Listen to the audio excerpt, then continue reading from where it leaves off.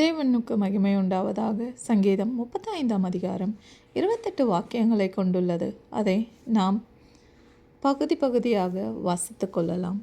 சங்கீதம் 35ஆம் அதிகாரம் 1 முதல்.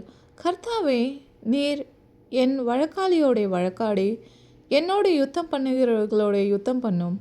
நீர் கேடகத்தையையும் பரிசையையும் பிடித்து எனக்கு ஒத்தாசையாக எழுந்து நில்லும். என்னை துன்பப்படுத்துகிறவர்களோடு எதிர்த்து நின்று ஈட்டியை யோங்கி அவர்களை மறித்து, நான் உன் இரட்சிப்பு என்று என் ஆத்துமாவுக்கு சொல்லும். என் பிராணனை வாங்க தேடுகிறவர்கள் வெட்கப்பட்டு கலங்குவார்களாக. எனக்கு தீங்கு செய்ய நினைக்கிறவர்கள் நாணம் அடைவார்களாக. அவர்கள் காற்று முகத்தில் பறக்கும் பதரை போல் ஆவார்களாக. கர்த்தருடைய தூதன் அவர்களை துரத்துவனாக.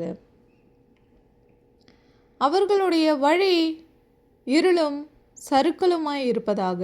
கர்த்தருடைய தூதன் அவர்களை பின்தொடருவனாக. முகாந்திரம் இல்லாமல் எனக்கு தங்கள் வலையை குழியில் ஒளித்து வைத்தார்கள். முகாந்திரம் இல்லாமல் என் ஆத்துமாவுக்கு படுகுழி வெட்டினார்கள். அவன் நினையாத அழிவு அவனுக்கு வரவும், அவன் மறைவாய் வைத்த வலை அவனையே பிடிக்கவும் கடவது. அவனே அந்த குழியில் விழுந்து அழிவானாக. என் ஆத்துமா கர்த்தரை களிகூர்ந்து அவருடைய இரட்சிப்பில் மகிழ்ந்திருக்கும்.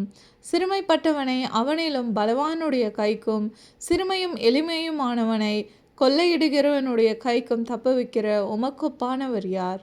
கர்த்தாவே என்று என் எலும்புகள் எல்லாம் சொல்லும். தேவனுடைய வாக்கியங்கள் நம் ஒவ்வொருவரையும் தேற்றுகிறது. தேவன் தாமே நம் ஒவ்வொருவரையும் ஆசீர்வதிப்பாராக. ஆமேன்.